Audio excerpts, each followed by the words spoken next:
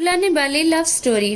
Train चलने को ही थी, अचानक कोई जाना पहचाना सा चेहरा जनरल बगी में आ गया। मैं अकेली सफर पर थी, सब अजनबी चेहरे थे। स्लीपर का टिकट नहीं मिला तो जनरल डिब्बे में ही बैठना पड़ा। मगर यहाँ ऐसे हालात में उस शख्स से मिलना जिंदगी के लिए एक संजीवनी के समान था। जिंदगी भी कमबख्त कभी कभी अजीब से मोड़ पर ले आती है, ऐसे हालातों से सामना करवा देती है जिसकी कल्पना तो क्या कभी ख्याल भी नहीं कर सकते। वो आया और मेरे पास ही खाली जगह पर बैठ गया। ना मेरी तरफ देखा, ना पहचानने की कोशिश की। कुछ इंच की दूरी बनाकर चुपचाप पास आकर बैठ गया। बाहर सावन की रिमझिम लगी थी, इस कारण वो कुछ भीग गया था। मैंने कनखियों से नजर बचाकर उसे देखा।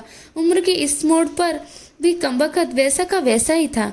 हाँ, कुछ भारी हो गया था मगर इतना ज्यादा भी नहीं। फिर उसने जेब से चश्मा निकाला और मोबाइल में लग गया। चश्मा देखकर मुझे कुछ आश्चर्य हुआ।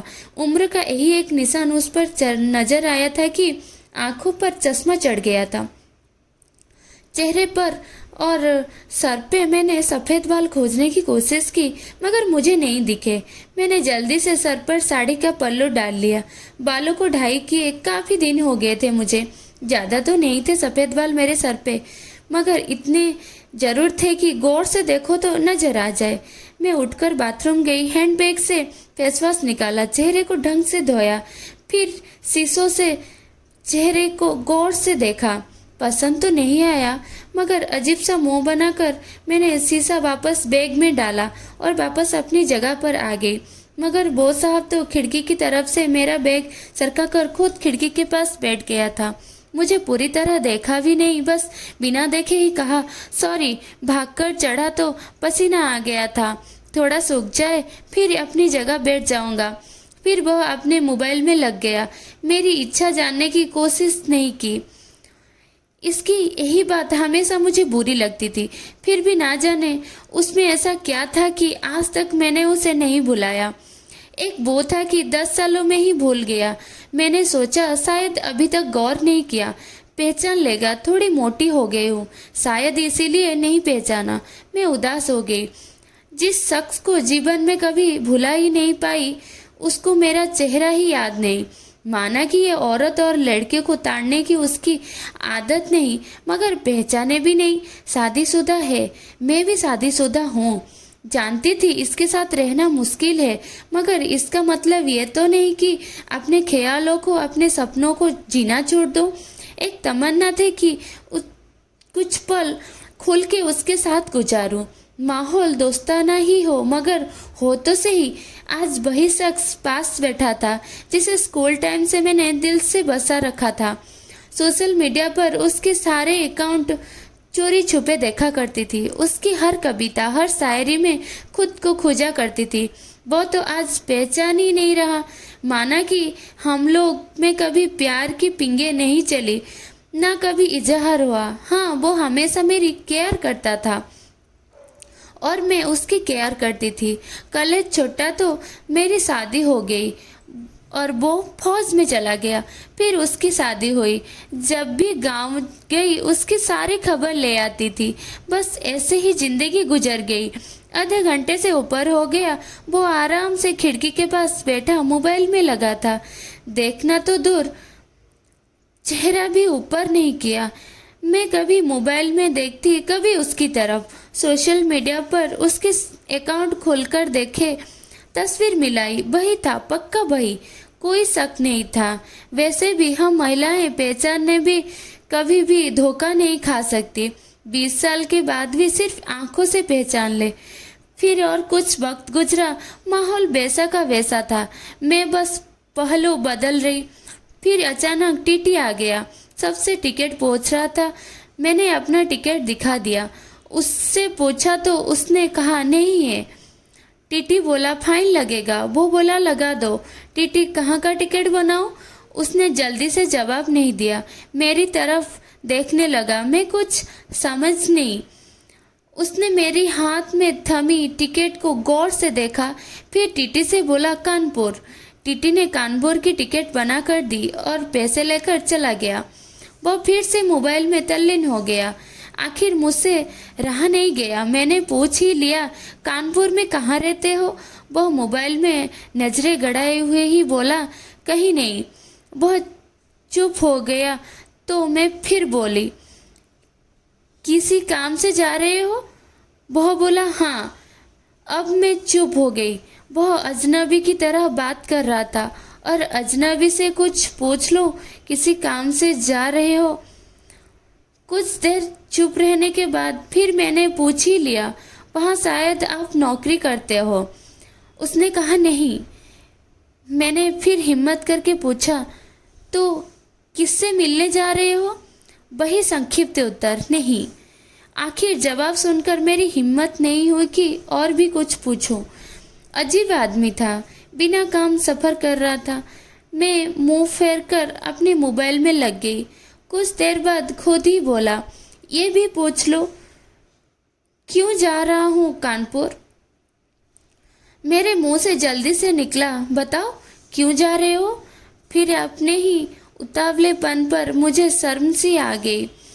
उसने थोड़ा सा मुस्कुराते हुए कहा, एक पुरानी दोस्त मिल गई जो आज अकेले सफर पर जा रही थी। फौजी आदमी हो, सुरक्षा करना मेरी कर्तव्य है। अकेले कैसे जाने देता, इसीलिए उसे कानपुर तक छोड़ने जा रहा हूँ। इतना सुनकर मेरा दिल जोर से धड़का। नॉर्मल नहीं रह सकी मैं, मगर मन के भावों को दबाने का असफल प्रयत्न करते हुए मैंने हिम्मत करके फिर पूछा, कहाँ है वो दोस्त? कमबख्त फिर मुस्कुराते हुआ बोला, यही मेरे पास बैठी है ना। इतना सुनकर मेरे सब कुछ समझ में आ गया कि क्यों उसने टिकट नहीं लिया, क्योंकि उसे तो पता ही नहीं था कि मैं कहाँ जा रही हूँ। सिर्फ और सिर्फ मेरे लिए वह दिल्ली से कानपुर का सफ़र कर रहा था। जानकर इतनी खुशी मिली कि आंखों में आंसू आ गए। दिल के भीतर एक गोला सा बना और फट गया। परिणाम में आंखें तो भीगने ही थी। बोला, रो क्यों रही हो? मैं बस इतना ही कह पाई, तुम मर्द हो, नहीं समझ सकते। वो बोला, क्योंकि थोड़ा बहुत लिख लेता हूँ, इसीलिए एक कवि और लेखक भी हूँ, सब समझ सकता हूँ। मैंने खुद को संभालते हुए कहा, शुक्रिया मुझे पहचान के लिए और मेरे लिए इतना टाइम निकालने के लिए। वो बोला, प्लेटफॉर्म पर अकेली घूम रही थी, कोई साथ नहीं देखा तो आना पड़ा। कल ही रक्षाबंधन था, इसलिए बहुत भीड़ है। तुमको यूं अकेले सफ़र नहीं करना चाहिए। क्या करती, उनको छुट्टी नहीं मिल रही थी और भाई यहाँ दिल्ली में आकर बस गई। राखी बंधवाने तो आना ही था, मैंने मजबूरी बताई। ऐसे भाइयों को राखी बांधने आई हो जिनको ये भी फिक्र नहीं कि बहन इतना लंबा सफ़र अकेले कैसे करेगी। भाई की शादी हो गई, भाई रहे ही नहीं, भाभीयों के हो गए, मम्मी पापा नहीं रहे। कहकर मैं उदास हो गई।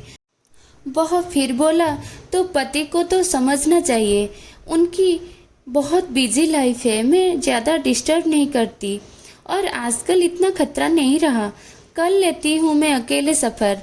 तुम अपनी सुनाओ, कैसे हो? अच्छा हूँ, कट रही है ज़िंदगी। मेरी याद आती थी क्या? मैंने हिम्मत करके पूछा। वो चुप हो गया, कुछ नहीं बोला। तो मैं फिर बोली, सॉरी, यूं ही पूछ लिया। अब तो परिपक्व हो गए हैं, कर सकते हैं ऐसी बात। उसने शर्ट की बाजू की बटन खोलकर हाथ में पहना वो तांबे का कड़ा दिखाया जो मैंने ही फ्रेंडशिप डे पर उसे दिया था। बोला, याद तो नहीं आती, पर कमबख्त ये तेरी याद दिला देता था। कड़ा देखकर दिल को बहुत सुकून मिला। मैं बोली, कभी क्यों नहीं किया? वो बोला, डिस्टर्ब नहीं करना चाहता था। तुम्हारी अपनी ज़िंदगी है और मेरी अपनी ज़िंदगी है। मैंने डरते डरते पूछा, तुम्हें छू लूं? वो बोला, पाप नहीं लगेगा। मैंने बोली, नहीं, छूने से नहीं लगता। और फिर मैं कानपुर तक उसका हाथ पकड़कर बैठी रही। बहुत सी बातें हुई। जिंदगी का एक ऐसा यादगार दिन था जिसे आखिरी सांस तक नहीं भुला पाऊंगी। वह मुझे सुरक्षित घर छोड़कर गया, रुका नहीं, बाहर से ही चला गया। जम्मू थी उसकी ड्यूटी, चला गया।